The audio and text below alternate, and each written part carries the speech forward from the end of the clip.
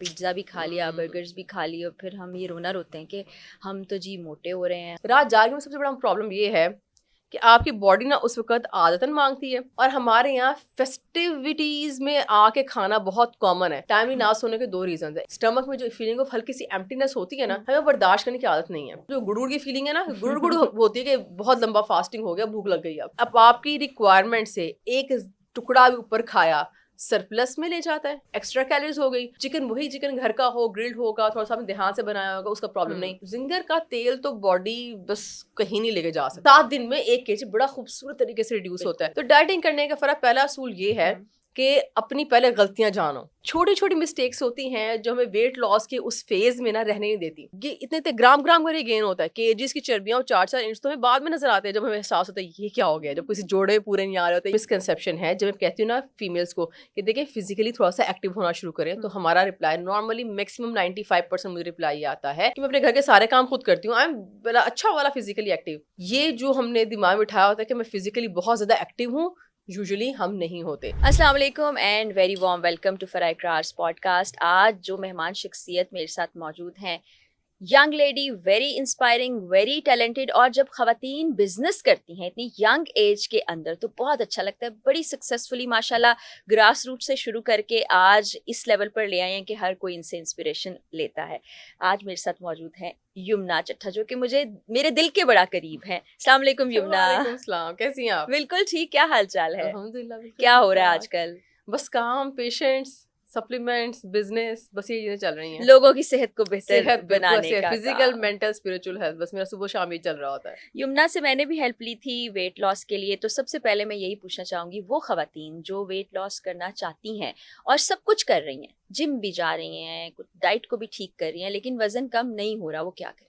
देखिए, उसके लिए ना 2 से 3 चीजें हैं जो बहुत जरूरी हैं। जब हम कहते हैं ना वजन कम नहीं हो रहा, तो बेसिकली गड़बड़ घूम फिर के रूटीन में ही आती है। रूटीन में कहीं ये गड़बड़ है, और पता है गड़बड़ समटाइम्स बहुत छोटी सी होती है। ये इतनी छोटी भी, एज स्मॉल एज ये भी हो सकती है कि आप रात सोने से पहले दूध का एक मग पी के, दूध पत्ती पी के सो जाते हैं चीनी डाल के अंदर। क्योंकि हम बात करते हैं यहाँ पे कैलोरीज की। कैलोरीज की बात कैसे है कि लेट्स से अगर आपने गाड़ी 1 किलोमीटर चलानी है, तो उसमें 1 किलोमीटर का फ्यूल डालना है। और जब आप रात को गाड़ी की टैंकी चेक करो तो ऑब्वियसली तो खाली होना चाहिए, क्योंकि आपने 1 किलोमीटर चलाई, कैलकुलेटेड फ्यूल डाला। पर आप टैंकी खोलते हो, अंदर थोड़ा सा फ्यूल तैयार है, तो ये कहाँ से आ गया? वो था फिर वो रात की दूध पत्ती चीनी डाल के। छोटी छोटी मिस्टेक्स होती हैं जो हमें वेट लॉस के उस फेज में ना रहने नहीं देती। क्योंकि वेट जो है ना, देखिए गेन भी कितने आराम से थोड़ी होता है, कितने सालों में गेन होता है। इतने ग्राम कर गेन होता है। केजीज की चर्बियां 4-4 इंच तो हमें बाद में नजर आते हैं, जब हमें एहसास होता है ये क्या हो गया, जब किसी जोड़े पूरे नहीं आ रहे होते, ईद आने वाली है ना, बिल्कुल तब याद आना कि ये तो पिछली ईद से लेके इस ईद तक 1 इंच कहाँ से इंक्रीज कर गया। अब उसमें स्पैन ऑफ कोई 2 महीने हैं। सो होता ये ग्राम करके ही गेन होता है, ग्राम करके ही लूज होता है। पहले तो रियलिस्टिक गोल्स बनाने, ये जो है ना यूट्यूब पे देखते हैं 10 kg फलाने दिनों में कर लें तो फलाना, ये तो मैं कहती हूँ लोग ये वीडियोस बना लेते हैं, उनको बाद में लोग मुझे शेयर करते रहते हैं कि आप तो कहती हैं ऐसे, आप इतना कम लूज करवाते हैं, वो तो इतना ज्यादा लूज करवा रहे हैं। ये कॉन्सेप्ट ही गलत है, ये बस क्लिक बेट होता है। आप तो बहुत अच्छे से जानते हैं क्लिक बेट होते हैं सारे, कोई ऐसी चीज काम नहीं करती। अच्छा तरीका होता है 1 kg पर वीक लूज करने का टारगेट रखें, और काफी होता है 1 kg पर बहुत है 1 kg, 300 ग्राम, 250 ग्राम, 200 ग्राम करके 7 दिन में 1 kg बड़ा खूबसूरत तरीके से रिड्यूस होता है। और ये ऐसी रिडक्शन है जो बाद में सेहत पे कोई मुज़र असरात नहीं लेके आती। तो जब आप कहते हो कि स्टक वेट है, तो या तो खाने का गड़बड़ के एक्स्ट्रा कैलोरीज डाल लें, दूसरा आलसीपन हमारा। फिजिकली एक्टिव तो हम है ही नहीं। बहुत दफा मुझे मेजर काउंसलिंग पर, आप यकीन करें, मुझे करनी पड़ती है कि चलें, उठें। बहुत दफ़ा एक ये मिसकंसेप्शन है जब मैं कहती हूँ ना फीमेल्स को कि देखिए फिजिकली थोड़ा सा एक्टिव होना शुरू करें, तो हमारा रिप्लाई नॉर्मली मैक्सिमम 95% मुझे रिप्लाई आता है कि मैं अपने घर के सारे काम खुद करती हूँ, आई एम बड़ा अच्छा वाला फिजिकली एक्टिव। देखिए वो तो नॉर्मल चलना फिरना है, क्योंकि किचन से बाथरूम, अच्छा वो फिजिकल एक्टिव भी क्या है, 4 सीढ़ियाँ दिन में चढ़ना, मशीन शायद लगा ली, वो भी अब ऑटोमेटिक आ गई है, वो भी काम खत्म हो गया। वो जो थोड़ा बहुत पुराने जमाने में माएँ खुद धो रही हैं, अब नहीं है, थोड़ा कुछ कंधे हिल रहे हैं, हमारा हिलना जुलना बंद हो गया ऑटोमेटिक मशीन दोनों चीज़ों की वजह से। फिर बर्तन है, थोड़े से बर्तन धो दिए, किचन में काम कर लिया। मेजरली हम खड़े होते हैं, हम चल नहीं रहे होते ज्यादा, अगर हम नोट करें ऐसे ही है, ऐसे तो बाथरूम चले गए, बच्चों को यहाँ से वहाँ कर दिया। जिसको हम कहते हैं ना कार्डियो शार्डियो करना, वो 30 से 40 मिनट टाइम निकाल के वॉक करनी पड़ती है। और आपकी पूरी बॉडी, हर मसल उसमें काम आपको कर रहा हार्ट होता है। बीट तेज फील होती है। Yes. आसान अल्फाज में को बताऊं कि घर ये काम करते हुए आपको कभी हार्ट बीट तेज कभी फील नहीं होगी। रेस्टिंग रेट पे चल रही होती है बॉडी, जो हमारा रेस्टिंग मेटाबॉलिक रेट, मतलब इजी सिंपल आराम से चल रही है बॉडी। वो इसीलिए क्योंकि वो फिजिकल एक्टिविटीज को हम कह रहे हैं वो एक्सर्शन मांगती नहीं है। खड़े हैं तो खड़े हैं, रोटी बना रहे हैं, इससे ज्यादा क्या मूवमेंट होती है हमारे। इसीलिए ये जो हमने दिमाग में उठाया होता है कि मैं फिजिकली बहुत ज्यादा एक्टिव हूँ, यूजुअली हम नहीं होते। तो डाइटिंग करने का फर्क, पहला असूल ये है कि अपनी पहले गलतियां जानो। ठीक, अपनी गलतियां अपने गरेबान में झांकना है, पेपर पेंसिल लें, और ये चीज़ बढ़िया आजमूद है, बहुत काम करती है। मैं पेशेंट्स को ना सेशन से पहले, स्पेशली जो ऑनलाइन कंसल्टेशन के होते हैं, उनको मैं कहती होती हूँ कि ना एक पेपर पकड़े और मुझे खुद अपने मसले बताएं। मैं नहीं पूछूंगी क्या होता है, क्या किस तरह से, क्योंकि मेरा टारगेट ये होता है पेशेंट को समझाना कि करना आपने क्या है। ये नहीं कि मैं जाके मैं मतलब खिचड़ी घोल के मैं ही पिला के आ जाऊँ। ये चीज़ मुझे होता है कि नहीं, पेशेंट खुद सीखे, ताकि उसको कल को मेरी क्या किसी की जरूरत भी ना पड़े, उसे समझ आए कि मैं यहाँ गड़बड़ करता हूँ और इस गड़बड़ को टैकल करने का तरीका ये है। सबसे पहला स्टेप होता है कि अपनी मिस्टेक्स खुद ढूंढना, फिर उन मिस्टेक्स के खुद ही सोल्यूशन ही बताना, ये मेरी मिस्टेक है और इसका मेरा ख्याल है ये मैं चीज़ कर सकती हूँ रियलिस्टिकली। ठीक है, अब ये नहीं कि अगर कोई जिम नहीं जा सकता मैं उसको तुम जिम ही जाओ, वो गाँव रहती हो बंदी बेचारी, कहाँ जिम जाएगी। रियलिस्टिक अपने प्रॉब्लम्स एंड रियलिस्टिक उसके जो है सोल्यूशंस, और यहाँ से बिट्स एंड पीसेस कर करके डाइटिंग स्टार्ट होती है। ये एक दिन में एकदम से सब कुछ ठीक करने का नाम ही नहीं है, यह लाइफस्टाइल चेंज करने का नाम है। यहाँ से पकड़े और ऊपर तक, रात सोने तक, अपनी लाइफ में जहाँ जहाँ मसले हल्के हल्के जो पेवंद लगने वाले हैं वो टांगा बार टांगा करके लगाएं तो आराम से लूज हो जाता है, फिर स्टक नहीं होता। रात को खाना खा लेते हैं हम 2-2:30 बजे, हमने ऑर्डर कर दिया, पिज्ज़ा भी खा लिया, बर्गर्स भी खा लिए, फिर हम ये रोना रोते हैं कि हम तो जी मोटे हो रहे हैं, हमारा बेली फैट जा ही नहीं रहा। ये कितना कंट्रीब्यूट करता है वजन बढ़ाने देखिए में? पता है क्या होता है, रात को ना तो फिजिकली हम जितने एक्टिव थोड़ा बहुत दिन में जो होते हैं ना, हमारा वो भी खत्म हो जाता है। क्योंकि रात को मूवीज चल रही हैं, ये गप्पे चल रही हैं, मूवीज और गप्पे दोनों में आप लेटे हुए बेड पे, ठीक है। एग्जैक्टली। सो उसमें रात जागने में सबसे बड़ा प्रॉब्लम ये है कि आपकी बॉडी ना उस वक्त आदतन मांगती है, और हमारे यहाँ फेस्टिविटीज में आके खाना बहुत कॉमन है कि हंस खेल रहे हैं, 4 कजन इकट्ठे बैठ के अब खाना खाना, फारिग मतलब फारिग बैठे बातें करें, अब कुछ मंचिंग करें। ये जो आदत है ना, आदत ओवरऑल ही खत्म करने की बहुत जरूरत है। सबसे पहले डाइटिंग में लाइफस्टाइल चेंजेस में अगर हम बात करें, पहला असूल ये होता है कि रात को टाइमली सोना शुरू करें। टाइमली ना सोने के 2 रीजन है। एक तो ये कि आधे तो हार्मोनल मसले, वजन के मसले आते ही ना सोने से हैं, ठीक है। आधा इज अ वेरी मेडिकली, जो हम कहते हैं ना वो चीज़ 50% कॉन्ट्रीब्यूट कर रही है, वो बहुत बड़ा नंबर होता है medically. So 50% of the weight and hormonal issues तो आते ही ना सोने से। रिसर्चेज आई, मैं नहीं कह रही, रिसर्चेज है प्रॉपर प्रूवन। नंबर 1 प्रॉब्लम तो ये हो गया, चलो इसको भी छोड़ देते हैं। नंबर 2 ये है, जब जागेंगे तो डेफिनेटली खाना मांगेंगे। हमारे यहाँ तो अच्छा, ये असल भूख भी नहीं होती, आदतन भूख होती है। क्योंकि देखिए अगर एक बॉडी ने सुबह दोपहर शाम अच्छा खाना खाया हुआ है ना, अब उसी खाने को तो इस्तेमाल करके पूरा दिन चलाएगी। हमें मसला पता है क्या है, स्टमक में जो फीलिंग ऑफ हल्की सी एम्प्टीनेस होती है ना, हमें बर्दाश्त करने की आदत नहीं है। हमें लगता है फीलिंग ऑफ एम्प्टीनेस का मतलब है भूख लग गई और पेट खाली हो गया, उसे भरो कुछ। ये बड़ा वैलिड एम्प्टीनेस, यस, एम्प्टीनेस की फीलिंग को नॉर्मल समझना हमें पता ही नहीं कि नॉर्मल है। एक होती है वो जो और आसान उर्दू में बोलती हूँ, जो गुड़गुड़ की फीलिंग है ना, गुड़गुड़ होती है कि बहुत लंबा फास्टिंग हो गया, भूख लग गई। अब उससे पहले जो एक हल्का सा नॉर्मल और लूज लूज हल्का हल्का फील हो रहा होता है ना, वो मैदे का खाली होना नहीं है, वो नॉर्मल है, उसको नॉर्मल रहने देना चाहिए। तो रात को बहुत दफा ऐसे होता है कि वो हल्की सी एम्प्टीनेस होती है, हम कहते हैं पेट खाली हो गया, अब कुछ खा जाइए हमें फौरन। आधे लोग तो इस रीजन से खाते हैं कि अगर उनका दिल भी करे ना कि नहीं मैं तो अच्छा लाइफ स्टाइल गुजार रहा हूँ, चलो तो कजन आ गए, ईद आ गई, 4 घंटे एक्स्ट्रा जाग लिया, चलो जाग लिया, पर चलो खाएं नहीं उसमें। क्योंकि देखिए सिंपल सी बात है, जो मैंने पहले क्वेश्चन में भी जवाब दिया था, अब आपकी रिक्वायरमेंट से एक टुकड़ा भी ऊपर खाया सरप्लस में ले जाता है, एक्स्ट्रा कैलोरीज हो गई। और यही जिस तरह मैंने बताया 100 ग्राम करके गिरता है, तो 100 ग्राम करके बढ़ता भी है। और 100 ग्राम नहीं फिर बढ़ता, जब बर्गर खाते हैं तो इकट्ठे 500 ग्राम आता है।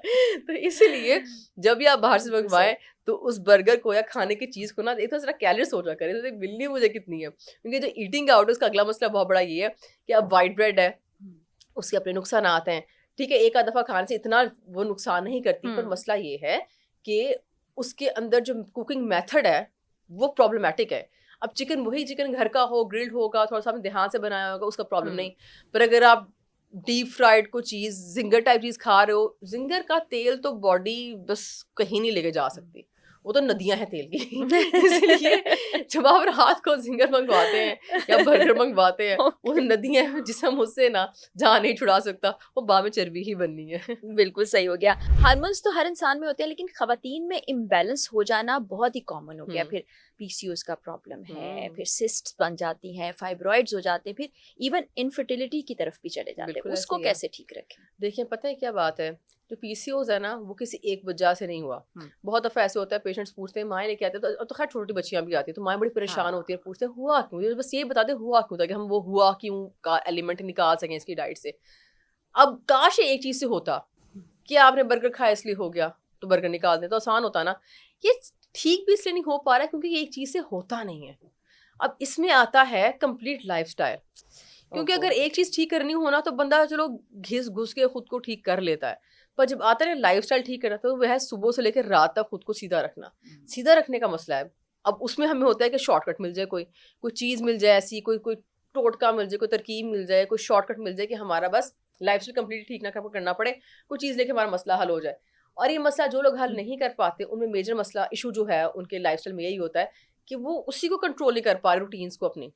तो पीसीओएस में सबसे पहले चीज़ आती है, एक तो जेनेटिक्स का बड़ा एक इम्पॉर्टेंट फैक्टर है।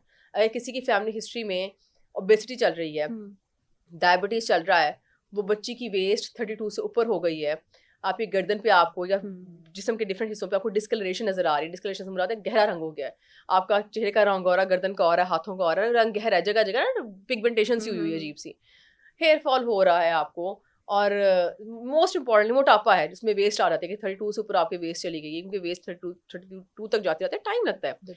तो 32 से ऊपर वेस्ट आपकी होना, फिजिकली फिर आपका एक्टिव ना होना, ये बात आपको आज हार्मोनल की इम्बैलेंस की यंग तरफ जनरेशन नहीं है एक्टिव। आज की यंग जनरेशन को एक्टिव करना भी एक इतना बड़ा चैलेंज है कि समझाना पड़ता है बच्चों को कि भाई यूनिवर्सिटी में आपका चलना फिरना अपनी जगह 30-40 मिनट्स 24 घंटों में से निकाल के आपको थोड़ा वॉक करनी पड़ेगी। बर्निंग, क्योंकि देखो जो खा रहे उसको बर्न कैसे करे बॉडी। वॉक का मतलब है utilisation of whatever you ate. मैंने अगर खा लिया है, मेरी बॉडी की रिक्वायरमेंट उतनी नहीं थी, तो बॉडी उसको स्टोर ही करेगी। चर्बी बनना बॉडी का बेसिकली स्टोरेज मैकेनिज्म है, और चर्बी का बनना और स्टोर होना इस चीज़ की निशानदेही है कि आपने एक्स्ट्रा खा लिया। अगर ये एक्स्ट्रा ना होता तो बॉडी स्टोर क्यों करती। इट्स लाइक हमारे टमी एरिया में आते हैं ना खवातीन के ज़्यादातर, हमारी जो जो वेस्ट नीचे एरिया, हिप एंड थाइज वगैरह, यहाँ से ऐसे हम बढ़ते हैं, राइट। बिल्कुल, क्योंकि वह यहाँ पे आप कह लो डिपॉजिट होने की पॉकेट से दराज है, ठीक है। अब जो आप एक्स्ट्रा खाओगे वो दराज खुलेगा, अंदर बनता जा रहा है। इवन डबल चिन भी ऐसी बनती है, एक्स्ट्रा फैट हमने खाया क्यों। और अगर खा लिया तो वॉक ना की। वॉक ना करने का उर्दू में आसान अल्फाज मतलब ये यूटिलाइज ही नहीं किया। तो जो चीज़ यूटिलाइज नहीं करनी, जो बस कपड़े अलमारी में लटके रहे वो फिर लटके ही रहने, जब तक आप पहनोगे नहीं, खराब नहीं होंगे, आप नहीं निकालोगे, नहीं आएंगे। सो हमारी जो फिजिकल एक्टिविटी है वो हमारी डाइट को इस्तेमाल करने का एक तरीका है। सो अगर आप फिजिकली एक्टिव नहीं हैं तो इसका सिंपल सा मतलब है कि जो खाओगे उसमें से कुछ परसेंटेज ज़रा सा भी एक्स्ट्रा खा लिया वो स्टोर हो जानी है, और स्टोर होने के बाद उसमें चर्बी वगैरह बनने और वो fat and then 1 inch 2 inch बढ़ गया, और उसके बाद हार्मोन्स के मसाइल पैदा हो गए। अब हार्मोन्स के मसाइल जो हैं ये एक दिन में ठीक होने वाली बात ही नहीं है। ये तकरीबन 3-4 महीने कम से कम जब अच्छी तरह आप फॉलो करो तब कहीं जाके थोड़ा सा नॉर्मलाइज होना शुरू होता है। और उसके बाद ये नहीं होता कि मसला जड़ से उखड़ के ख़त्म हो जाता है 4 महीने में और उसके बाद दोबारा होना नहीं है। ये एक कंडीशन है जो थ्रू आउट लाइफ साथ रहनी है। ये बात समझने की सबको बहुत ज़्यादा ज़रूरत है। हमें लगता है कि कुछ लोग इस माइंडसेट से आते हैं कि हाँ जी हमने 4-5 महीने अब करना है, सोच ले दबा के करेंगे, उसके बाद फिर हम नॉर्मल हो जाएंगे। आप नॉर्मल नहीं होंगे बिकॉज ये डाइटिंग का चक्कर नहीं है, ये लाइफस्टाइल का चक्कर है। तो लाइफस्टाइल में क्या आता है, डाइट आती है, वॉक आती है, सप्लीमेंटेशन आती है। अगर बहुत बिगड़ गई है बात तो फिर गायनेकोलॉजिस्ट के पास जाना पड़ेगा, दवाइयाँ भी लेनी पड़ेगी, गाने के साथ कांस्टेंट कांटेक्ट में आपको रहना पड़ता है, साइकिल्स अपने इवेलुएट और रीचेक करने पड़ते हैं। और दवाइयाँ अगर बिल्कुल ही पीरियड्स गायब हो ही नहीं रहे तो फिर दवाइयाँ खा के करवाने पड़ते हैं, विथड्रॉल ब्लीड्स करवाने पड़ते हैं। तो ये जरा ना डाइटिशियन और गायनेकोलॉजिस्ट और पेशेंट के बीच ट्रायंगल जो है ना ये बड़ा ठीक रहना चाहिए। कुछ लोग सिर्फ गाने के पास जा रहे होते हैं तो दवाएं खा के तंग आ जाते हैं और थक हार के छोड़ देते हैं। कुछ सिर्फ डाइटिशियन के पास आ रहे होते हैं और जैसे मैं कह रही हूँ तो पेशेंट्स को विथड्रॉल ब्लीड करा लें, 3 महीने हो गए, करना चाहिए, अब इतना लंबा नहीं रखते होते वगैरह वगैरह, ठीक है। XYZ मेडिकल रीजन है इसके। वो कहेंगे नहीं दवाई नहीं खानी, लड़कियां डर रही होती, माइंड डर रही होती है कि अब दवाई खा ली पता नहीं पूरी जिंदगी इनफर्टिलिटी हो जानी है। ये नॉलेज लेने की बहुत ज़रूरत है कि देखें डॉक्टर्स ना जानबूझ से कोई इनफर्टिलिटी कराने नहीं बैठे हुए हॉस्पिटल में कि दवाई हम कोई गायनेकोलॉजिस्ट अपने पेशेंट को क्यों खराब करेगा कि वो ऐसी दवाई दे दे कि बच्ची इनफर्टाइल हो जाए, ठीक है, इसके सारे प्रेगनेंसी के मसाइल हो जाए, ठीक है। सो ये बात जो ये भरोसा जो उठा हुआ है ना ये डॉक्टरी से, ये बड़ा मुझे मसला देता है, बड़ा चैलेंज होता है मेरे लिए ये पेशेंट को की वजह से समझाना। भी है इस तरह के अनएजुकेटेड और फिर ऐसे ये क्वैक्स वाली जो आपने बात की, देखिए ना मैं कहती हूँ कि देखिए अब इतना प्लेटफॉर्म्स हैं हमारे पास सर्च करने के लिए, पहले सिर्फ गूगल था, अब इतने ज़्यादा हमारे पास और प्लेटफॉर्म्स हैं सर्च करने के लिए चीज़ों को। तो जिसके पास भी जाए ना, ये मैं ज़रूर कहती हूँ, जिसके पास जाओ अच्छी सर्च करके जाओ, और अगर क्वैक्स बैठे ना तो सही लोग ही बैठे हमें, बिल्कुल ऐसे आप गलत के पास जा क्यों रहे हैं ना, आप चूज गलत कर लेते हो, फिर बाद में आप गलत के पास जाओ ही ना, गलत के पास आप जाते हो भरोसा आपका वहां टूटता है, फिर मुझे इतनी लंबी काउंसलिंग करनी पड़ती है, गाने के पास भी जाओ, देखो ड्रॉप ब्लीडिंग कराना बहुत इंपॉर्टेंट है, ऐसे नहीं करना होता, माएँ कहती है बच्ची बहुत छोटी है ऐसे मैं कैसे दवाई दे दूं, बर्थ कंट्रोल पिल होती है ना, मसला है उसका नाम बर्थ कंट्रोल पिल है, एग्जैक्टली वो समझ नहीं आती लोगों को, बस देनी वही पड़ती है, डर जाता है कि ये तो ये अच्छा, या एक और दवाई है वो कहती है ये तो हज में पीरियड्स रोकने के लिए होती है ये, या हज उम्र वगैरह में ये नहीं देनी, बर्थ कंट्रोल पिल है, हाय लाई मेरी तो छोटी बच्ची है, अब्बा नहीं मानने, उन्होंने घर में देख लो, क्या दे रही है माँ बेटी को, इसके अराउंड ना टैबूज बहुत ज्यादा है, खौफ बहुत ज्यादा है।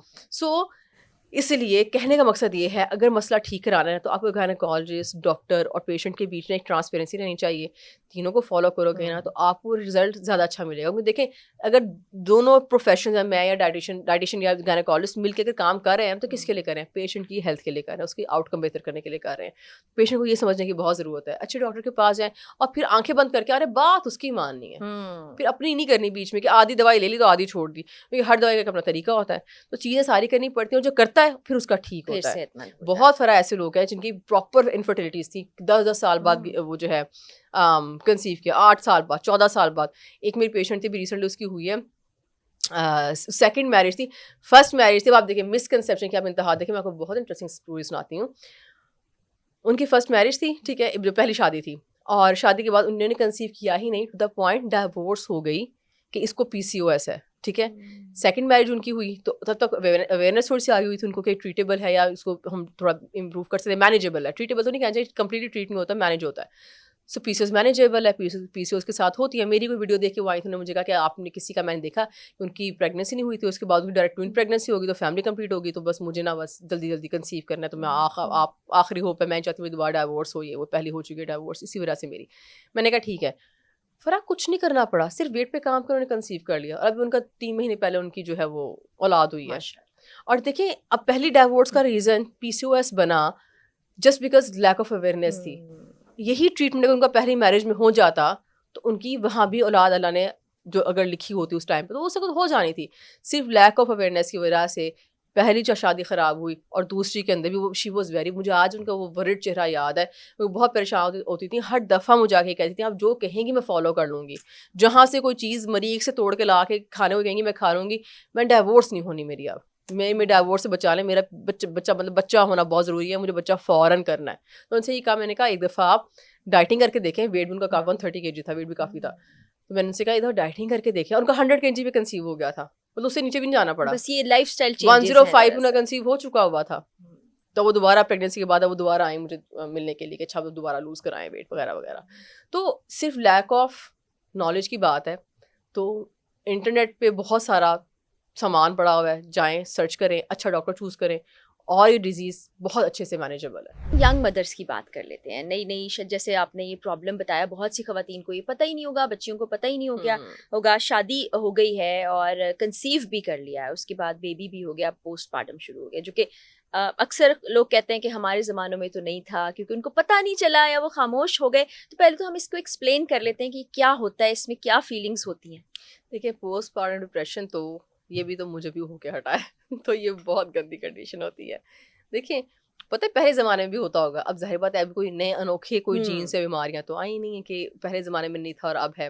पहले ये होता था कि एक्स्ट्रा सैड रहने को कोई सिम्टम समझा नहीं जाता था कि ये बंदा क्यों है, सब कुछ तो सही चल रहा है, ये बंदा सैड क्यों फिर रहा है, ये अपसेट क्यों है, ये बात बात पे इसको रोना क्यों आ रहा है। इमोशनल वेल बींग की बेसिक नॉलेज तो तब थी ही नहीं, क्योंकि अभी भी बड़ी मुश्किल से है, ठीक है। सो उस कभी कोई भी चीज़ आपको पोस्टमार्टम टाइम पे अगर आपको इमोशनल किसी भी तरह की एबनॉर्मैलिटी लग रही है ना, या आपको कोई ऐसा इमोशन आ रहा है जो आप पहले नहीं था, तो वो चीज़ ज़रा सी एक्सप्लोर करनी चाहिए, क्योंकि इसके लिए अगर आप ज़्यादा, कुछ लोग ना थोड़े से गलत साइड पे भी निकल जाते हैं कि उनको होता है कि भाई क्या जिंदगी है, क्या जरूरत है, इतना ज्यादा डिप्रेशन हो जाता है, बहुत ही डीप डिप्रेशन। क्यों पता है क्या, माँ को उसमें भी डिप्रेशन की डीप होने का रीजन मुझे जो लगता है, क्योंकि मेरा भी जस्ट मेरी बेटी जो है वो 2.5 साल की हुई है, तो 2 साल में मेरा जाके कहीं चीजें थोड़ा नॉर्मलाइज हुई थी, मैं तो बहुत ही लंबा गया ये वाला, पता नहीं क्यों।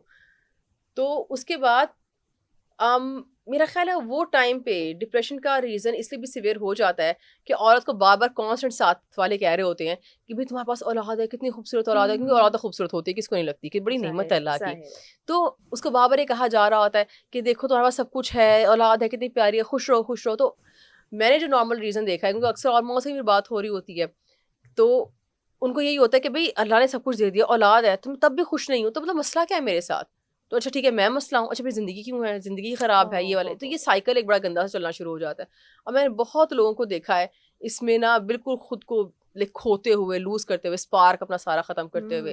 तो इसमें जो मेरी तरफ से रिकमेंडेशन मैं दूंगी ना, वो दो हैं कि अगर तो आपसे खुद थोड़ी बहुत चीज़ें कंट्रोल हो पा रही हैं तो ठीक है, नहीं तो इस टाइम पे साइकोलॉजिस्ट और साइकियाट्रिस्ट की और देन फैमिली की भी सपोर्ट की इतनी ज़रूरत होती है। क्योंकि देखें आप, लेकिन बहुत से लोग हैं नहीं लेते, कोई सपोर्ट भी नहीं उनको होती, ना फैमिली की सपोर्ट होती है, ना साइकोलॉजिस्ट है, ना साइकियाट्रिस्ट है, क्योंकि obviously they are heavy on the pocket थोड़ा सा भी एज वेल।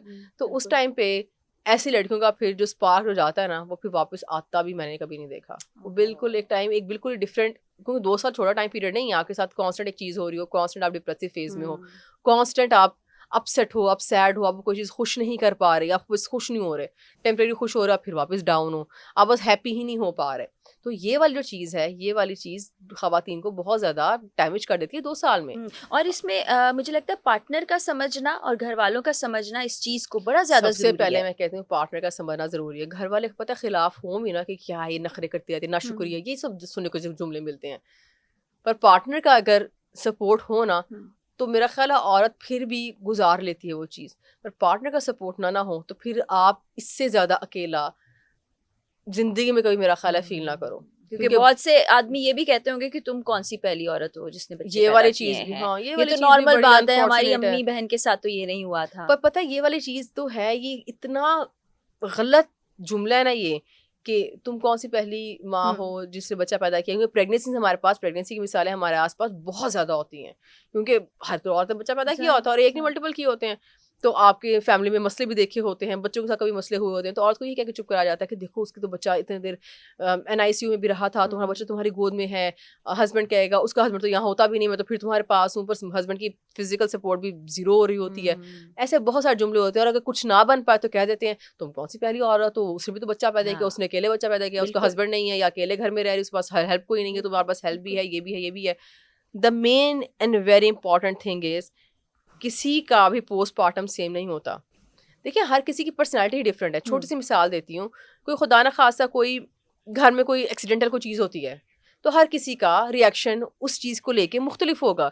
कोई बहुत रोएगा, कोई नॉर्मलाइज हो जाएगा, कोई खुद को लॉजिक्स दे के बिल्कुल ही ठीक हो जाएगा, कुछ जल्दी मूव ऑन कर जाएगा, कोई नहीं करेगा। और ये तो बड़ी नॉर्मल सा एक सिचुएशन मैंने आपको बताई है।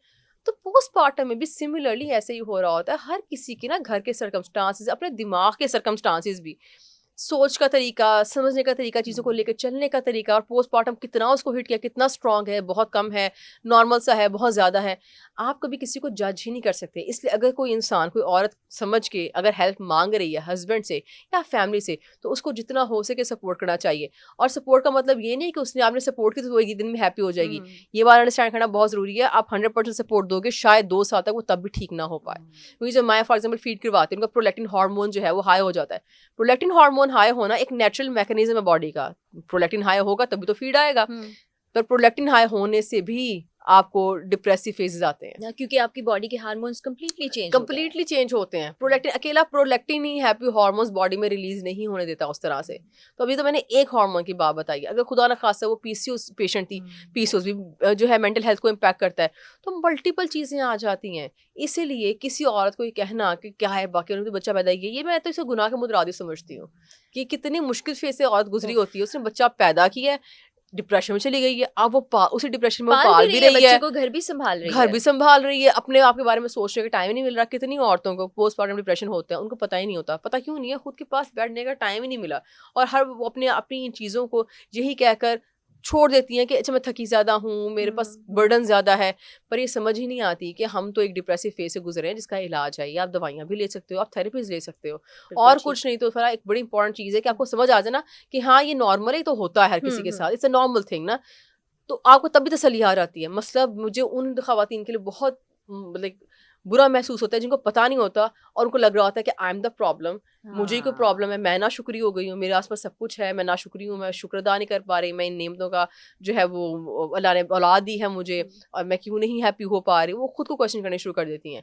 और ये वाली फेज काफ़ी गंदी है। बहुत आप ज़्यादा। खुद को मैं खुश नहीं हो पा रही, फिर क्या करें? एक और चैलेंज बड़ा जो कि मैंने अपने इर्द गिर्द भी खवातीन में देखा है, यंग फीमेल्स में, कि अब ज़ाहिर है डिलीवरी हुई है, आपकी बॉडी चेंज हो चुकी होती है उन 9 मंथ्स के अंदर, आप थोड़े हेल्दी हो गए हो, आपकी स्किन वैसी नहीं है, बाल वैसे नहीं है, तो वो बहुत जल्दी कर रही होती हैं कि अब हम जल्दी से वेट लूज़ कर लें, स्किन अच्छी हो जाए, बाल अच्छे हो जाए, पहले वाले कपड़ों में हम फिट आ जाए। तो कितना अरसा दरकार होता है वापस अपनी बॉडी को लाने के लिए? देखिए फ़रा, इससे मैं पहली बात ये करूँगी, जो लड़कियों को, जो मैंने नोट किया है, जिन लड़कियों को बहुत जल्दी होती है ना, उनके आसपास का माहौल सपोर्टिव नहीं होता। एक औरत को बजाय इसके कि इस बात पे अप्रिशिएट करके सर पे चढ़ा लिया जाए कि भाई तुम एक फेज से बच्चा पैदा करके तुम जिंदा वापस आ गई हो, बच्चा भी ठीक है, True. तुम भी जिंदा हो, सोचो। And you are quite healthy, like एक हेल्दी शेप में हो ना, बिल्कुल ही कोई तुम्हारा काम खराब है, कोई ऐसा कोई इशू नहीं हो गया, तुम भी लाइक जितना उस फेज में आप हेल्दी होते हो उतना हेल्दी हो, बच्चा हेल्दी है, ये कह के तो उसको सर आंखों में बिठा लेना चाहिए। तो उसे कहा जाता है मोटी हो गई हो, या जो ईद के करीब या किसी फेस्टिविटी के करीब किसी का बच्चा होता है, शादी में जाहिर बात है वो लड़की का नहीं जाएगी ये कह करके मेरे कपड़े पूरे नहीं आ रहे, वो कपड़े बनवाएगी, वो खुद की पसंद के मुताबिक बनवाएगी, पर बजाय से उसको कहा जाए कि हाँ अच्छी लग रही हो, या इवन मुझे समझ नहीं आती लुक से बात करने की लॉजिक ही क्या है। जो बंदा उठा है, जिसने शीशे में खुद को सामने उठ के ब्रश किया और मुंह धोया, क्या उसको नहीं पता कि मेरा जो है लाइक फेस फैट बिल्कुल है, पता है कैसे हैं आप। मेरे बाल उतर रहे हैं फॉर एग्जाम्पल, उसको नजर नहीं आ रहा, मेरा चेहरा पीला उसको नजर नहीं आ रहा, उसको सब नजर आ रहा है। कहना अगर किसी का बनता है, मेरे फादर कहते होते हैं कि नसीहत के लिए भी ना बड़ी बसीरत की जरूरत होती है, अगर आप में बसीरत नहीं है तो आप मुंह बंद रखो अपना, आप चुप रहें। ये वाली जो नसीहत है ना, ये कहना कि मैंने तो इसलिए बताया मुझे तुम्हारी फिक्र बड़ी है सेहत की, ये सारे ढोंग हैं, ये सारी बातें हैं। क्योंकि जिसको बसीरत, जो कर रहा होता है ना आपकी वाकई वेल बीइंग के लिए बात, वो फिर बात भी ऐसे करता है कि आपको पता भी नहीं चलता, और आपको बता भी देता है, समझा भी देता है। क्योंकि कभी कभार यस लोगों को पुश की जरूरत होती है कि नहीं देखो फलाने ने किया, तुम भी कर सकते हो, मतलब करो। पर ये कहने के लिए भी ना एक बड़ी अकल चाहिए होती है। तो अगर आप में बसीरत है, पहली चीज तो तब बात करें, वरना ये बात छोड़ दें, कोई बात है उसको खुद ही समझ आ ये तो जाएगी। बहुत से लोगों पर फिट होता है ना, बल्कि हमारे सोशल मीडिया पर सबसे ज्यादा फिट होता है। बिल्कुल सही बात है। उसके बाद सेकंड स्टेज ये कि आप स्टार्ट करें ना, एकदम से फौरन से ना करें। हम हाँ कि खाना पीना छोड़ बिल्कुल दिया छोड़ है, दें। डाइट पे आ गए हैं आप। बिल्कुल भी नहीं। स्टार्ट में सबसे पहला स्टेप ये होता है कि फिजिकल एक्टिविटी स्टार्ट करें, कि जो खा रहे हैं ना वो बर्न हो जाए ठीक थोड़ा सा, और बॉडी थोड़ा सा उस फेज में आनी शुरू हो जाए। सेकंड स्टेप में ये है कि डाइट में देखें गड़बड़े कहाँ पे हैं, और उन गड़बड़ों को पकड़ें, उन गड़बड़ों को ठीक करने की कोशिश करें, बजाय से कि आप रोटी छोड़ दें, चावल छोड़ दें। वैसे भी डाइटिंग में पहला मुझे तो खैर पसंद है ना, मैं ऐसे करवाती हूँ ना, मैं रोटी वगैरह नहीं छुड़वाती, और फल भी देती हूँ। मतलब डेली एक दिन में फल भी होता है पेशेंट के, चिकन मतलब अच्छी प्रोटीन भी होती है, सब्जियां भी होती हैं, रोटी वगैरह भी होती है, अंडे भी होते हैं। तो ये सब चीजें खानी चाहिए, क्योंकि अल्लाह ने खाने के लिए बनाई है। बैलेंस डाइट ये खाकर हाँ बैलेंस करना है आपने बैलेंस उसको, करना है, ये नहीं कि छोड़ phase देना of- है। बिल्कुल उस फेज ऑफ लाइफ में जो बैलेंस दरकार है वो बैलेंस करना है। खुद हो पा रहा है तो ठीक है, नहीं तो डाइटिशियंस बैठे हैं, आप उनसे एक दफा सेशन लेके समझ सकते हैं कि हाँ जी मैं बैलेंस कैसे करूँ इस चीज को। तो पहले ही दिन से एक्सट्रीम डाइट करना, आपकी रिकवरी ही स्लो हो जानी है। डिलीवरी के बाद कम से कम ना 6 माह तो लगते हैं बॉडी को नॉर्मल, थोड़ा सा नॉर्मल फील करने के लिए। तो तब तक हम उस वक्त हम बैठ के पेट देख देख के खुद को टेंशन डाली होती है, हाय ला मम्मी पाउच निकला है, मम्मी पाउच, ये कैसे जाएगा, ये कैसे जाएगा। तो उसमें एक्स्ट्रा ऑब्सेसिव होने की जरूरत नहीं। स्टार्टिंग के 6 माह में तो मैं कहती हूँ महीने में 1 से 1.5-2 kg भी गिर जाता है बहुत है। स्मॉल गोल्स रखें, रियलिस्टिक गोल्स रखें, वो गोल्स रखें जो आपकी सेहत पे कोई नेगेटिव इम्पैक्ट ना लेके आए बाद में, क्योंकि ऐसा वेट लूज करने का हरगिज फायदा नहीं है जो कल को आके बाल उतार दे, स्किन खराब हो जाए, या आप पे कोई फिजिकली आपके ऊपर कोई नेगेटिव इम्पैक्ट आ जाए। जब भी वेट लूज करें, अभी या पोस्टमार्टम या वैसे भी कभी भी, अगर आपकी सेहत के ऊपर नेगेटिव इम्पैक्ट आ रहा है तो आपने अपना जो गोल है कि 4 kg मंथ यूजुअली कहा जाता है उसको कम कर लें, इट्स फाइन। मैं कहती होती हूँ आप खुद सोचें जरा, अगर महीने में 1 kg भी लूज हो तो साल के, अगर आप कंसिस्टेंटली लगे हुए हो, साल के एंड पे 12 kg कम होता है। आप 1.5-2 kg भी कर लो तो साल के एंड पे 24 kg कम होता है। 24 kg कम वेट है। स्लो कर ले, स्टडीली, स्लोली एंड स्टडीली, पर करें लॉन्ग टर्म, वो चीज़ लॉन्ग टर्म, क्योंकि डाइटिंग एक पर्ची का नाम नहीं है कि ये ना खाओ वो ना खाओ, ये है लाइफस्टाइल। जो लाइफस्टाइल ठीक कर लेगा वो पोस्टमार्टम डे 1 से शुरू कर दे डाइटिंग करना। क्योंकि बहुत से केसेस में मैंने ये देखा है कि जब सब कुछ छोड़ते हैं तो जाहिर है बॉडी का वेट गिरेगा, लेकिन फिर वो उतनी तेजी से वापस भी आता है जब आप बिल्कुल ऐसे ही नॉर्मल है। खाने की तरफ जाते हैं। अच्छा, एक डाइट है बड़ी पिछले दिनों मशहूर भी हुई थी, कीटो डाइट।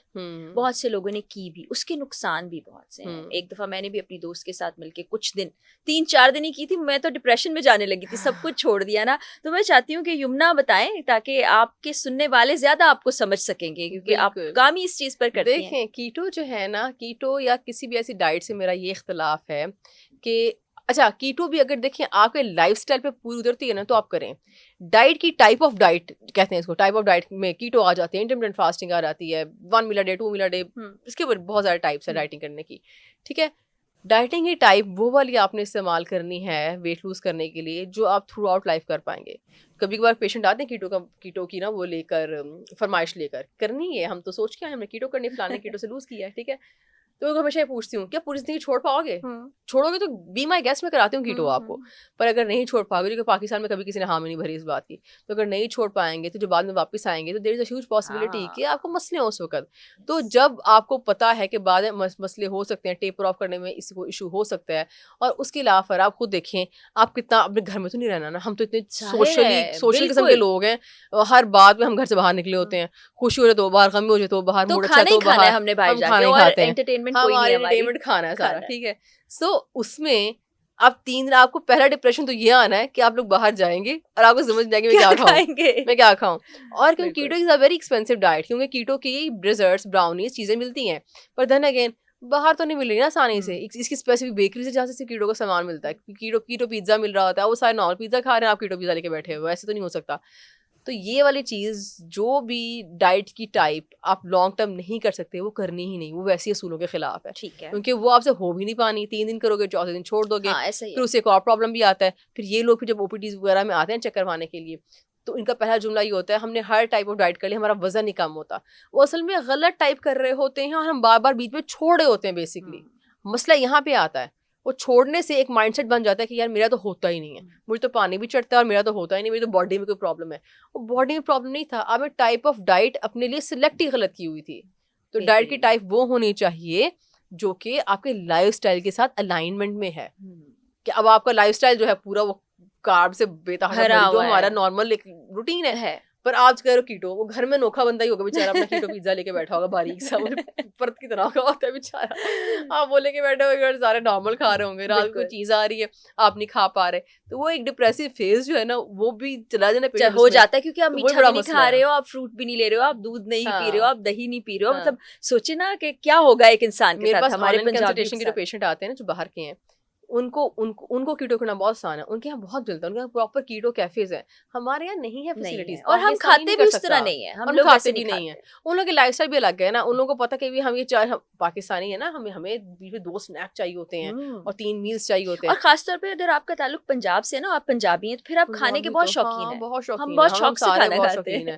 तो उसमें अब बाहर आप जाते हो, बाहर के जो लोग हैं उनमें उनको पता होता है खुद खाना बनाना है, वो खाना भी बहुत ज्यादा नहीं खा रहे होते, उनकी टाइमिंग फिक्स होते हैं, उनके खाने अर्ली होते हैं, उनके लाइफस्टाइल मुख्तलिफ है, उन लोगों के पास फैसिलिटीज भी है कीटो करने की। हमारे यहाँ फॉर एग्जाम्पल कीटो में ऐसा नहीं कि फ्रूट्स कंप्लीटली अलाउड नहीं है, जो अलाउड है चीजें वो तो है ही नहीं। और हमारे यहाँ कीटो का अच्छा मसला एक और भी है, हमारे यहाँ ना देसी कीटो है जिसमें सिर्फ घी यूज होता है, ठीक है, देसी और घी। उसमें जो असल जो हद से ज्यादा प्रोटीन है। कीटो में ऐसा नहीं कि फ्रूट्स अलाउड नहीं होते, हमारे यहाँ मिलते नहीं है। फैट के नाम पे बेरीज नहीं है हमारे पास, फैट के नाम पे specific type of fat, butter ghee type चीजें यूज हो रही होती हैं। एवोकाडो हमारे यहाँ नहीं है, तो हमारे यहाँ चीजें भी नहीं है। तो जो हमारा वर्जन ऑफ कीटो है वो तो बहुत देसी कीटो है, जिसमें हम चाइनीज को तड़का लगाते हैं ना, तो वो वाला खा, जिसमें हमने चाइनीज को देसी चाइनीज किया है, तो हमारे कीटो का भी देसी वर्जन निकाला हुआ है हमने। हम ना जरा एक्सप्लेन कर लेते हैं जो टाइप ऑफ डाइट्स हैं। जैसे मैं इंटरमिटेंट फास्टिंग काफी ज्यादा की है, बल्कि यमुना ने मुझे शुरू कराई थी, उसके बाद मुझे वो बहुत ज्यादा सूट की है। तो हम 1 मील अ डे भी देखते हैं, 2 मील अ डे भी देखते हैं, बल्कि हम तो स्टार से बड़े इंप्रेस हो जाते हैं ना कि ये जी 1 मील अ डे करता है तो मैं भी कर लूँ, ये इंटरमिटेंट फास्टिंग कर रहे हैं तो मैं भी कर लूँ। और इस तरह से सेल्फ मेडिकेशन या सेल्फ डाइटिंग कितनी नुकसानदेह, ये हम जाना है। इंटरमिटेंट फास्टिंग जो टाइप से 3 है, 1 मील अ डे, 2 और वो ये 3 वाला। मैंने बड़ा ही किसी का कोई मसला हो ना कि मैं खा ही नहीं सकता बीच में, तो चलो फिर उनको 2 meals a day, 3 meals a day से पीछे सेंस नहीं बनती। मिसाल के तौर पर फरा मैंने आपको देनी है 60 ग्राम प्रोटीन, ठीक है, और मैंने आपको दिन में सिर्फ 7 ग्राम प्रोटीन तो नहीं देनी, मैंने आपको कार्ब भी देने हैं, मैंने आपको बिल्कुल। फाइबर देना है, वो कॉन्स्टिपेशन हो जाएगी। एग्जैक्टली। अब मुझे बताएं, अगर 1 मील डे ले रहे हैं, 1 मील डे में आपका 60 ग्राम 70 ग्राम प्रोटीन भी बैलेंस करूं, मैं आपको बहुत सैलेड भी खिलाऊं क्योंकि मुझे फाइबर देना है, फिर मैं आपको हेल्दी फैट के लिए नट्स भी दे दूं, आप खा पाएंगे मुझे बताएं? नहीं। सो इसीलिए एक मील में बैलेंस करना ना न्यूट्रिएंट्स वो बड़ा मुश्किल है। तो 1 मील डे के बाद बॉडी भी ना बेचारी उतनी हो जाती है। सो 3 मील्स में बहुत अच्छा बैलेंस होता है। मैं खुद इंटरमिटेंट फास्टिंग करती हूँ। ये जो वो मेरे लिए तो काम बहुत शाम बेस्ट है, करने वाले सूट लोग करती हैं है ना, हमें। उनको बड़ी अच्छी लगती है हाँ, इंटरमिटेंट फास्टिंग। हाँ। 3 खाने हैं 4 घंटे बाद सुकून से ना। बिल्कुल। अब इंटरमिटेंट फास्टिंग में क्या फायदा होता है, आप एक टाइम पे, जैसे मैं इंटरमिटेंट फास्टिंग का प्लान कच्चा कच्चा सा बताऊं तो मैं करती हूँ, एक टाइम पे थोड़े से कार्ब्स देती है, पेशेंट खुश हो गया रोटी छोटी खा के, एक टाइम पे फ्रूट्स नट्स फाइबर वगैरह देती और एक टाइम पे प्रोटीन देती। अब इससे क्या फायदा मेरे साथ होता यही है, सलूक किया था ना। यस हाँ, बस इतना आराम से आप रोटी भी खा के खुश हो गया, आप हम्म। फ्रूट भी खा के खुश हो गया, आपको दही दूध मिल रहे हैं, आपको हाँ, प्रोटीन अच्छी मिल सब रही है, आपको खा सैलेड रहे हो। अच्छा मिल रहा है। तो उसमें क्या होता है इंटरमिटेंट फास्टिंग का फायदा कि अब आपका फाइबर भी चला गया, आपने फ्रूट भी खा लिया, आपने नाश्ते में अंडा भी खा लिया, आपने रोटी भी खा ली, आपने प्रोटीन भी खा ली, मैं भी खुश हो गई हूँ, आप भी खुश हो गए, मैं यहाँ खुश हो गई, मैं प्रोटीन दे पाई। मिसाल के तौर पे अगर आप प्रोटीन ही बैलेंस नहीं कर पाओ ना डाइट में, 4 दिन बाद आपका हालत खराब हो जानी है। ऐसा ही है। Protein is extremely important. हमें भी पड़ा होता है, बस हम नॉर्मली ये कहते हैं बस कार्ब निकाल दो, प्रोटीन खा लो, ना फैट का हमें पता है और ना ही कार्ब की भी अपनी इंपॉर्टेंस है डाइट के अंदर। फाइबर फैट की, नहीं लेते लोग, हाँ फैट की बहुत इंपॉर्टेंस है डाइट के अंदर। बाल जिनके उतरते हैं उनकी डाइट में फैट नहीं होता सही से, ठीक है, बाल हेयर नेल स्किन के प्रॉब्लम्स हो रहे हैं, उनकी डाइट में अच्छा फैट नहीं होता, क्योंकि हमें होता है खाने का तेल यस कम करें पर हेल्दी फैट्स नहीं कम करने की, दो अलग बिल्कुल अलग बातें हैं। हर तरह का फैट जो है, चर्बी है, वो बुरी नहीं है, हर चीज को इस्तेमाल करने का तरीका होता है, ठीक है। सो अगर आप उस तरीके के मुताबिक उस चीज को इस्तेमाल करेंगे तो आपको तंगी नहीं देगा। मिसाल के तौर पे टीवी है, आप बहुत अच्छा टीवी ले आते हैं पर वो बहुत बड़ा टीवी है और आप उसको यहाँ बैठ के देख रहे हैं, 4 दिन बाद आप कहेंगे इतना बुरा टीवी था, मेरी आंखों में दर्द शुरू हो गई। उसको यूज करने का तरीका था कि जितनी बड़ी स्क्रीन उतना आप पीछे हो ना, आंखों में बजेगी light. Same goes with dieting as well. हर चीज को यूज करने का तरीका है, हर न्यूट्रिएंट का एक तरीका है। फैट बेचारा बहुत अच्छा था, खाने का फैट इज प्रॉब्लम क्योंकि हम तड़के लगाते हैं, हम भून भून को बेचारे की मत मार देते हैं जब स्टार्ट मसाला हम बनाते हैं। अब वो फैट जो है वो इतना हेल्दी नहीं रहता, या उससे चलो जितना अवॉइड किया जा सकता है आप करें, पर उसके बाद जो फैट है नट्स की फॉर्म में है, या अगर आपको हेल्दी फैट आप दूध के जरिए आ रहा है, आपको दही के जरिए आ रहा है, तो या चिकन के जरिए फॉर एग्जांपल आ रहा है, चीज के जरिए आ सकता है, हेल्दी जो चीजें हैं उनके जरिए आ रहा है, तो वो बेचारा हेल्दी है, तो उसको होना चाहिए डाइट के अंदर। खाने का पकने वाला तेल और तड़के वाला तेल निकालें और ये हेल्दी वाला फैट जो उसको ऐड करें। तो तीनों न्यूट्रिएंट्स बहुत इंपॉर्टेंट है। और छोटी सी बात ये कि अल्लाह ने जो भी चीज़ बनाई थी ना, वो हमारे इस्तेमाल के लिए बनाई थी। अगर वो चीज़ आपको प्रॉब्लम कर रही है, जैसे कार्ब प्रॉब्लम कर रहे हैं या फैट प्रॉब्लम कर रहा है, तो ये नहीं कि आप कह सकते कि मशीनरी चीज़ खराब आई है, ठीक है, टीवी खराब आया है, मैं शायद मुंह पे चढ़ के देख रही हूँ उसको, मैं खा इतना रही हूँ, मेरी यहाँ तक तो भरा हुआ है अपना खाना। 4 नान आप खाएंगे आप उसके बाद अब वही बात है, गंदुम है फॉर एग्जांपल, मैदा कहाँ से निकला, गंदुम से निकला, अल्लाह ने तो गंदुम पैदा की थी, आप उसका मैदा बना के उसकी पूरी खमीरी रोटियां और नान आपने बेकरियां बना दी, आपने तंदूरें डाल दी और आप वो दोपहर शाम नान खा रहे हो और मैदे वाली चीजें खा रहे हो। मसला अगर बैलेंस में आप लो ना तो उसमें भी कोई नहीं है। मैं ये नहीं कह रही बर्गर खाने ही नहीं तो पिज्जे खाने ही नहीं, मैं तो पिज्जा के बगैर, मैं तो पिज्जा की बड़ी फेवर में, मैं खुद शौक से खाती हूँ कि पिज्जा खाया करें, पिज्जा विद डाइट को, pizza very good cheat meal भी हो जाती है और इतना प्रॉब्लम भी नहीं है उसका। तो मसला ये होता है जब हम इम्बैलेंस में जाते हैं, जब हमें पता नहीं होता, नॉलेज नहीं होती है ना कि मैंने अगर चीट मील करना है, कौन सा करना है, किस तरह से करना है, बैलेंस इसको कैसे करना है। अगर आपको बैलेंसिंग आ गया तो फिर तो कोई मसला नहीं, फिर तो कोई चीज़ भी ख़राब नहीं है। असल में खाना ख़राब नहीं है, हम जिस अंदाज से खाते हैं उसमें प्रॉब्लम होती है। जैसे न्यूट्रिशनिस्ट बताते हैं, सारे डॉक्टर्स बताते हैं, यमुना भी बताती है कि रात के वक्त कार्ब्स को कट कर, थोड़ा सा कम कर, दोपहर में खा लें, सुबह हेल्दी जो नाश्ता हम स्किप करते हैं। हाँ, अब मैंने करना शुरू कर दिया, पहले मैं नाश्ता नहीं करती लेकिन अब मैं करती हूँ। ये कितना ज़रूरी है किसी देखिए, नाश्ता भी 2 तरह की चीज़ें होती हैं, ये हर किसी को करने का कभी दिल भी नहीं करता, तो उन लोगों जैसे इंटरमिटेंट फास्टिंग का लेट नाश्ता बड़ा सूट कर जाता है। देखिए, नाश्ते का मसला ये है, अगर तो आप सुबह उठे हैं और आपको एनर्जाइज कुछ खा के ही फील होता है तो ऐसा बंदा इंटरमिटेंट फास्टिंग नहीं कर सकता, ठीक है।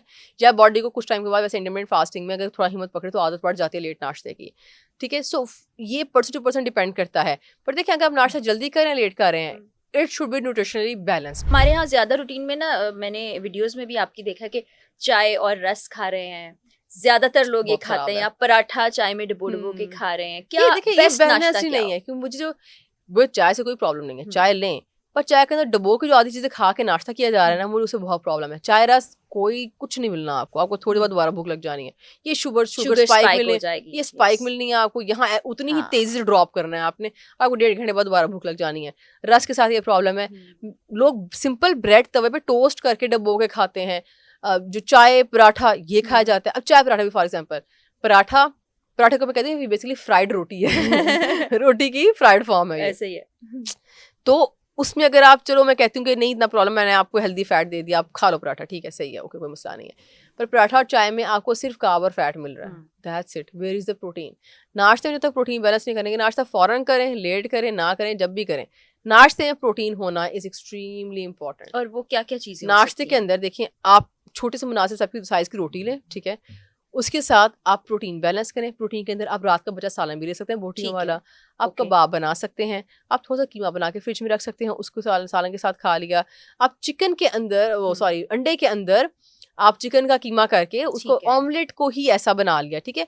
सो रोटी के साथ आपने प्रोटीन बैलेंस करनी है इन द फॉर्म ऑफ, अच्छा खाली अंडा ठीक है गुजारा कर देता है कि थोड़ा सा प्रोटीन मिल गया, पर बेहतर होता है चिकन और अंडा अगर मिक्स सा कर लिया जाए, क्योंकि अंडे के अंदर ना प्रोटीन की बहुत सारी टाइप्स होती हैं। इसमें ना अंडे के अंदर सिर्फ एक टाइप होती है, चिकन के अंदर थोड़ी सी मल्टीपल होती हैं, तो जरा मिक्स हो जाए तो जरा ज़्यादा अच्छी सैटिस्फैक्शन है, तसल्ली, पेट अच्छा भर जाता है, protein stage longer in stomach, तो आपको जरा भारीपन महसूस होगा तो आप जरा नहीं खाओगे।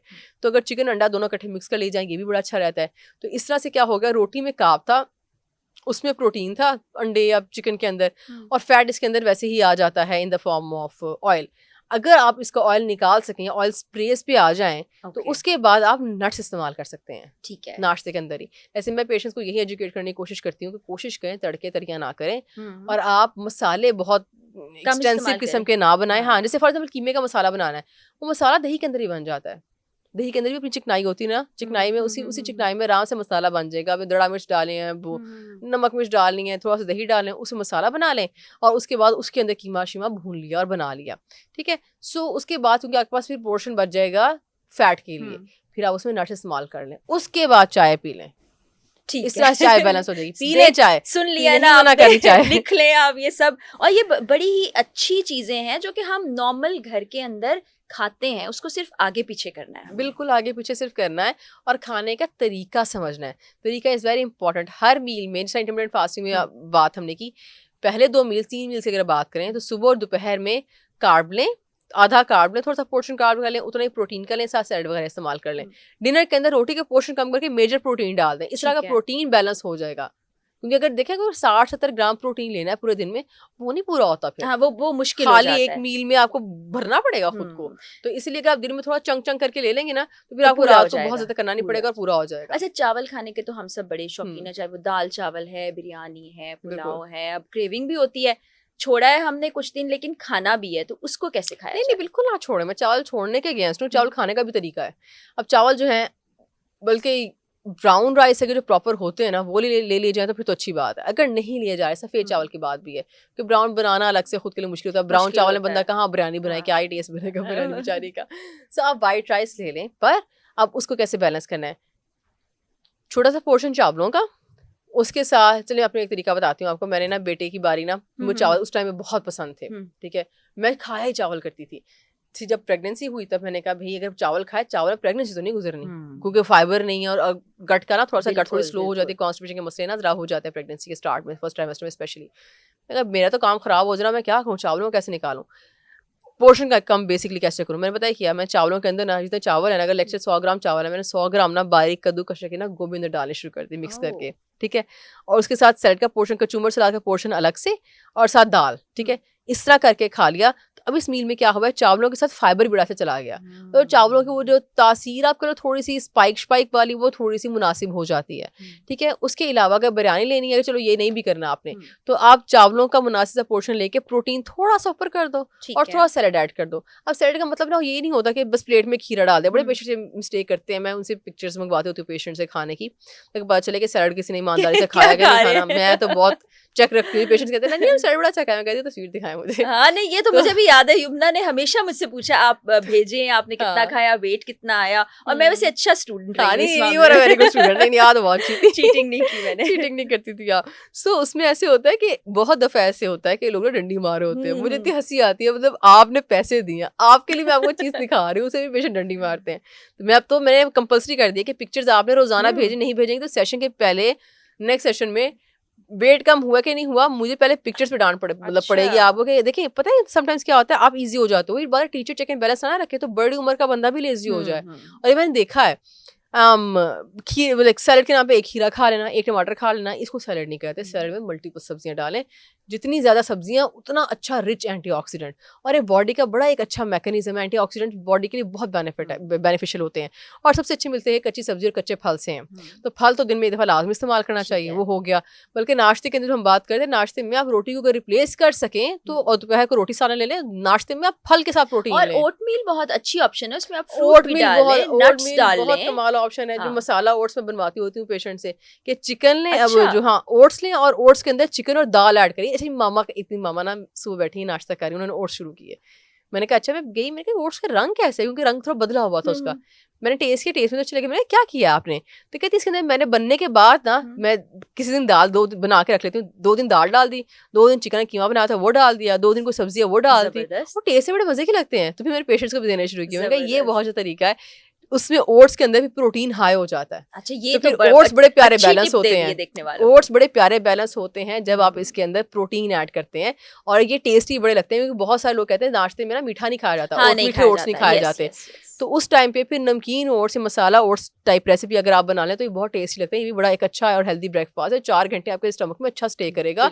और आपको ये भूख वाला एहसास नहीं होगा, क्योंकि नाश्ता अगर आप बैलेंस कर लो ना तो बार बार बीच में मंचिंग वाला मसला है ना, इससे आप बड़े निकल आते हो। जो लोग नाश्ता ही ना बैलेंस करते सही तरीके से, वो लोग बहुत कंप्लेन करते हैं कि भाई बीच में भूख लग जाती है, आप बताएं क्या खाएं, स्नैकिंग बताएं, क्योंकि एक मील से दूसरे मील में डाइटिंग का असूल है कि 4 घंटे गैप तो डालें। ये नहीं कि हल्की सी भूख लगी और अंदर कुछ डाल दिया, हल्की सी भूख लगी कुछ डाल दिया बॉडी के अंदर, 4 घंटे गैप कॉन्शियसली डालें कि मैं 4 घंटे बॉडी को बर्दाश्त की आदत डालनी है। ऐसे नहीं वो ऐसे ही ना कि बच्चा थोड़ा सा रोया मुंह चूसी डाल दी, ये ना बॉडी के साथ ना खाना डाला वो चूसने वाला काम क्या होता है, जरा सी बॉडी ने हल्की सी एम्प्टीनेस की फीलिंग है, वही बात है, फीलिंग ऑफ एम्प्टीनेस भूख की अलामत नहीं, ये भूख नहीं है, इसको समझे, रिकग्नाइज करें इसको। वो ये होता है हम गप्पे मार होते हैं, अपनी बॉडी से वो अलाइनमेंट ही नहीं है हमारी, हल्की सी वो एम्प्टीनेस की फीलिंग है, वो चूसने डाल दी मुंह में, वो क्या है जी, बिस्किट पकड़े खोले डाल दिए मुंह के अंदर, ये वाली चीज भी आधा मसला तो वेट गेन का यहाँ से आता है, मंचिंग से। अच्छा, बड़ी हमने सेर हासिल गुफ्तगू कर ली है बच्चों पर, माओ पर, खवातीन पर, वेट लॉस पर। अब मैं ये जानना चाहूँगी कि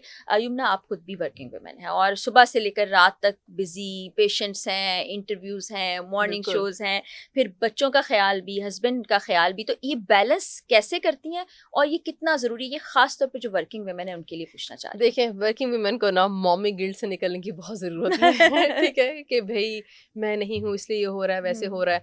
एक चीज़ बहुत इम्पॉर्टेंट है कि जो बच्चे होते हैं ना, उनकी responsibility should be equally divided between husband and wife, दोनों में से किसी एक पे भी एक्स्ट्रा बोझ नहीं होना चाहिए, और ये हस्बैंड्स को ज्यादा समझने की ये बिल्कुल इक्वल डिवीजन होनी चाहिए, क्योंकि बहुत दफा ऐसा होता है, फिर आप यकीन करें लड़कियों में इतना पोटेंशियल होता है, इतनी लड़कियां मैं देखती हूँ शादी के बाद वो घर की होके रह जाती हैं, और चले अपनी मर्जी से कोई रह रहा है ग्रेट, वो कोई बात नहीं, क्योंकि हर किसी का एक अपना होता है। कुछ लोगों को होता है कि नहीं अब इतनी नहीं करनी चीज, कुछ लोगों को शौक होता है, किसी को शौक है सुबह से वोटे खपे मॉर्निंग शो में जाए, एक बड़ा मुश्किल रूटीन होती है, इसके लिए पैशन चाहिए, पैशन अगर है तो करो, कुछ लोगों का पैशन ही नहीं होता, कुछ लोग कहते हैं बस ठीक है, अगर आप ठीक है चल रहे हो दैट्स फाइन, पर अगर आपका पैशन है तो मैंने बहुत लड़कियों को शादी के बाद देखा है कि वो छोड़ देती हैं। सो पहली चीज आपने करनी है मॉमी गिल्ट से निकलना है, और मॉमी गिल्ट से निकलने का सबसे आसान तरीका ये है कि हस्बैंड के साथ बैठें और डिवाइड करें अपनी रिस्पॉन्सिबिलिटीज।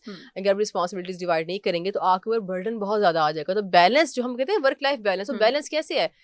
बच्चों का बैलेंस, सबसे पहले बच्चों के बैलेंस में पहली चीज यही आती है कि अगर शौहर की मॉर्निंग ड्यूटी है तो आप उस वक्त आप अपनी इवनिंग कर लें, अपनी चीजें इवनिंग में कर लें। जैसे कभी ओपीडी फॉर एग्जांपल मेरी अपनी बात करूं तो ओपीडी आप रात में कर लो, मॉर्निंग में हस्बैंड जो है वो ऑफिस में है तो आप बच्चे देखो, रात को आप ओपीडी करो और वो बच्चे देखे। इस तरह से बैलेंस होता है। एक इंसान मैं अकेले कैसे ही बैलेंस अचीव कर बहुत लूंगी, मुश्किल है। वो नहीं हो सकता, प्रैक्टिकली पॉसिबल ही नहीं है। और एक और चीज़ मैंने रिसेंटली फराइक रिसर्च पढ़ी है which was very interesting to me, कि हम माँ को ये कहते हैं कि माँ में ममता होती है, कि ये तो इसलिए कर लेती है ना, जिस तरह आसपास के लोग भी कहते हैं माँ में तो ममता होती है ना, इसलिए वो इतना बच्चे का और ध्यान रख लेती हैं, प्यार कर लेती हैं, और उनके लिए आसान है चीज़। मर्दों के लिए ऐसी आसान है, ममता नहीं है ना, अल्लाह ने ममता दी ही औरत के अंदर है। ये कॉन्सेप्ट ही गलत है, सोसाइटल कॉन्सेप्ट है। ऐसा फिजिकली या आप बात करो फिजियोलॉजिकली एग्जिस्ट नहीं करता कि mothers are more maternal and fathers are not. Fathers basically हमेशा से डिस्टेंट रहे, मर्दों को कभी इस चीज़ का कहा ही नहीं गया। मैं बल्कि आज की मदर्स से, जो मेरी उम्र की मदर्स हैं या आने वाली मदर्स हैं, उनको मैं ज़रूर ये बात कहूँगी, अपने बेटों को समझाएं ये बात कि ये इक्वल रिस्पॉन्सिबिलिटी है। क्योंकि अगर आपकी बीवी का दिल करता है कि वो कोई कंपनी बनाए और कोई बड़े स्केल पे कोई बिजनेस या कुछ बिल्कुल। लेके जाए, तो आपकी इक्वल रिस्पॉन्सिबिलिटी है। अगर उसके लिए शायद आपको अपनी जॉब कम करनी पड़ी, जिस तरह औरतें करती हैं अपनी जॉब कम, मैनेज करना पड़ेगा। वो कभी करती हैं अपनी, कभी कभार हस्बैंड की अगर जॉब ज़्यादा उसको ज़्यादा शौक है या ज़्यादा दिल है, या उसकी जॉब ज़्यादा टाइम मांग रही है, काम मांग रही है, तो वाइफ्स अपनी जॉब में से टाइम निकाल लेती हैं, वो फिर XYZ प्रमोशन नहीं लेंगी। तो अगर कॉम्प्रोमाइज़ ऐसा करना पड़ रहा है, तो दोनों में से ये नहीं, ये कोई रूल नहीं कि औरत ने कॉम्प्रोमाइज़ करना है। दोनों बैठें और हस्बैंड से कोऑपरेटिव होना चाहिए, और हस्बैंड को कोऑपरेटिव उसी के आज के पेरेंट्स बनाएंगे, उसकी माँ बनाएगी, उसका बाप बनाएगा, उसकी माँ उसको मैटरनल बातें बताएगी, भाई मैटरनल चीज़ें ये होती हैं, बच्चों के लिए ऐसे शो अप करना होता है, बीवी के लिए ऐसे शो अप करना है। बाप बताएगा कि कैसे जिम्मेदारी उठानी है, क्योंकि जिम्मेदारी उठाने में और मर्द को, जो मर्द हम कहते हैं कि मर्द को बने, दर्द और नहीं ये होता। मर्द को दर्द नहीं होता, मर्द का काम सिर्फ कफालत करना है और कुछ भी नहीं है। कफालत के बाद वो इमोशनली इमेच्योर इंसान है, उसको समझ ही नहीं आ रही कैसे मैंने इमोशनली बच्चों के लिए, बीवी के लिए प्रेजेंट रहना है। ये वाली चीज़ें आज के पेरेंट्स बताएंगे, आज की मदर और आज का फादर बताएगा। फादर अपने हिसाब से अपनी चीज़ें बताएगा, मदर अपने हिसाब से अपनी चीज़ें बताएं, और दोनों का इक्वल कंट्रीब्यूशन बच्चे की अपब्रिंगिंग में, वो बच्चा ही सुथरा हुआ होगा, आप करके देख लें। बिल्कुल। उस अच्छा, बच्चे ये का हमारा कॉन्फिडेंस, उस बच्चे कल्चरल की है। हर चीज़। यस, ये हमारा कल्चरल है। अगर हम वेस्ट में जाएं तो आपको बाप भी बच्चे को खाना खिलाने के लिए बिल्कुल। पार्क में ले जाना, स्टडी के लिए नजर आएगा, घर में काम करता भी नजर हम्म। आएगा। हमारे तो हुज़ूर पाक सल्लल्लाहु अलैहि वसल्लम घर के काम करते थे, और हमने इसको टैबू बनाया हुआ है। बिल्कुल ऐसी बात ही है हमें। अच्छा, मुझे ये चीज़ भी, आप जो नबी की बात करिए, दीन की अगर बात हम इसमें से कर लें, हमारे यहाँ ना ये भी बड़ा मसला है कि हम दीन को ना पिक एंड चूज़ करते हैं। जो अपने बेनिफिट की बात है वो हमने पिक कर ली और बाकी हमने छोड़ दी। जिस नबी की हम हर सुन्नत को इतना हम कहते हैं कि अब सुन्नत है, नबी करीम सल्लल्लाहु अलैहि वसल्लम की एक चीज़ है, उसको अमल करो, सुन्नत पे अमल करो, तो सुन्नत तो और भी बहुत चीज़ें थी। सुन्नत तो ये भी था, बीवी के साथ मोहब्बत करना, बीवी का ख्याल रखना। मतलब छोटी सी बात है, वाक़या आपने भी सुना होगा कि जब सहाबा ने पूछा कि पसंदीदा कौन है, तो लोगों उन्होंने एक्सपेक्ट किया अबू बकर का नाम लेंगे, तो उन्हें वाइफ का नाम लिया। अब इसका मतलब क्या है? क्या हमारा आज का जो मर्द है वो महफिल में अपने दोस्तों के सामने बैठकर ये बात कह सकता है कि मेरी बीवी एक पसंदीदा शख्स है मेरी नहीं, बिल्कुल भी नहीं कहेगा। वो कहेगा जो अल्फाज वो कहेंगे वो मैं नहीं कह सकती। हाँ, वो सही बात है। सो अगर आपका बेटा, मैं भले कहती हूँ माओ के लिए, बाप जो पेरेंट्स हैं उन, वो बच्चे का ये ध्यान रखें इस चीज का कि उसको इस चीज में हकारत क्यों, ये सवाल है, हकारत क्यों महसूस हो रही है। She is your life partner, she is raising your kids in your absence and being faithful to you at the same time.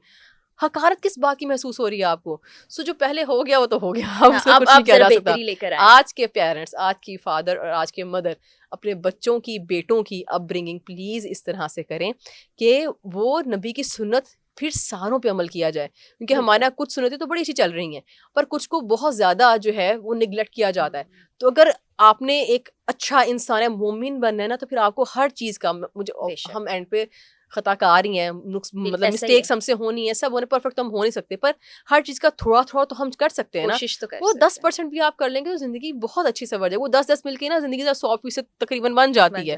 तो इसीलिए वाइफ के लिए प्रेजेंट होना, बच्चों की अपब्रिंगिंग की जिम्मेदारी फादर पे भी उतनी ही आती है जितनी मदर के ऊपर है। मदर के वाकई आधे मसले आसान हो जाए अगर उसको पार्टनर एक्चुअली, साथी जो वर्ड है ना, वो कफालत पैसों वाली बात नहीं है। पैसे बहुत छोटी चीज होती है।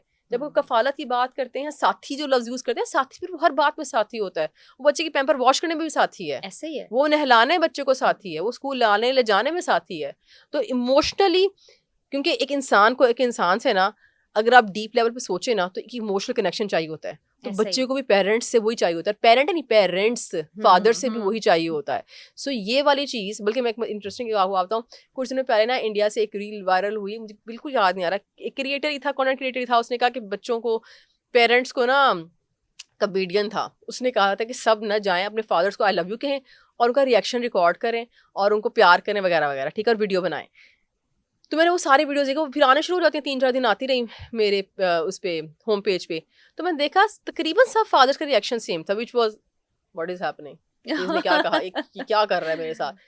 And that was very sad for me कि मतलब मर्दों को, अब वो खैर बहुत बड़े हो गए हैं, पर उनको नहीं पता कि इमोशनली बच्चे से कैसे कनेक्ट करना होता है। उनके लिए इतनी ऑकवर्ड और वियर्ड बात है कि बच्चा मुझे प्यार क्यों कर रहा है आके, और ये नहीं होनी चाहिए थी। और हमें कहीं भी हल्का सा बच्चों के साथ घुलता मिलता अच्छा हंसता बाप नजर आ जाए, हम कहते हैं कि ये कि मतलब ये क्या नॉर्मलिटी है, औलाद को बिगाड़ ये रहा है। औलाद को बिगाड़ा है, ये सजा सर पे चढ़ा ली अपनी बेटियां। स्पेशली बेटियों वालों को बड़ी सुननी पड़ती हैं बातें कि ये सर पे चढ़ा ली इसने बेटियां, ये तो बेटी के साथ घुल मिल के बैठता है, ये तो रात को बातें करता है उनसे बैठ के। कितनी अजीब बात है ये, मुझे तो बात समझ ही नहीं आई कभी ये कि अगर बाप घुल मिल रहा है तो वो क्या कम बाप हो गया और आपको ऐसे करके रहना है। अगर आपके घर, क्या डेफिनेशन है भैया बाप की, अगर वो घर आ रहा है और उसको देख के बच्चे कमरे में घुस रहे हैं, ये एहतराम नहीं है। ये बच्चे डर के भाग रहे हैं और डर आपको रहे हैं। फेस नहीं करना चाहते वो। और यही बच्चे जब बाद में बड़े होते हैं तो फिर माँ बाप को आके मिलते भी नहीं हाँ, है, फिर वो डिस्टेंट हो क्योंकि जाते हैं। आप इमोशनल कनेक्शन नहीं बना पा रहे। और इमोशनल कनेक्शन इंसान की बेसिक नीड है, चाहे वो इतना हाँ, सा हो, चाहे वो इतना बड़ा बूढ़ा हो बिल्कुल जाए। ठीक है। ये बहुत प्यारी बात की यमुना। बहुत ही ज़बरदस्त पॉडकास्ट रहा और बहुत मज़ा आया। Thank you so much. मुझे उम्मीद है आप लोगों को भी बहुत सी गाइडलाइंस मिली होंगी। और ये वाली बात बड़ी वैलिड है कि बाप का ख़ास तौर पर बेटियों के साथ कनेक्शन बड़ा ज़रूरी है।